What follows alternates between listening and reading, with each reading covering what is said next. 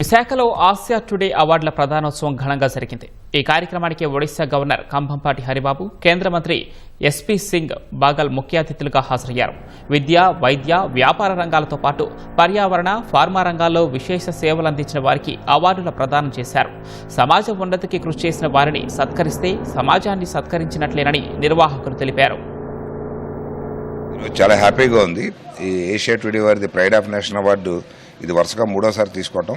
యాక్చువల్గా అవార్డు నేనైతే తీసుకుంటున్నాను, కానీ ఈ అవార్డు జనరల్గా నాకు చెందింది కాదు, నా టీము, అలాగే నాకు ఇంతవరకు ఎంతగానో సపోర్ట్ చేస్తున్న ఈ బ్రాండ్ పార్ట్నర్స్, అలాగే వీళ్ళిద్దరినీ మించి నన్ను ఇంతకాలం నుంచి, అంటే గత 32 సంవత్సరాల నుంచి నన్ను ఆదరిస్తున్న నా కస్టమర్లందరిది అవార్డు.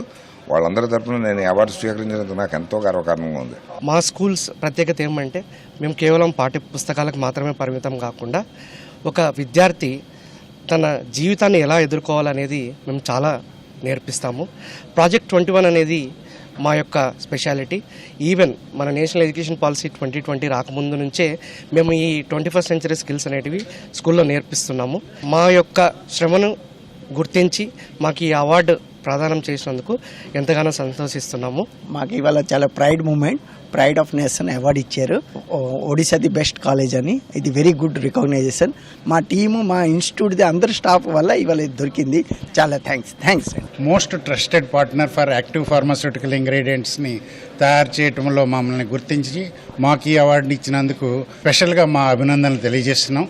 దిస్ అవార్డ్స్ మా యొక్క ఇది లెవెల్ని డెఫినెట్గా మా యొక్క మోరల్ వాల్యూస్ని, మా ఎంప్లాయీస్ పర్టికులర్గా Sayank having the 600 families is working with us. All 600 families యొక్క members అందరికి కూడా this is the pride moment today.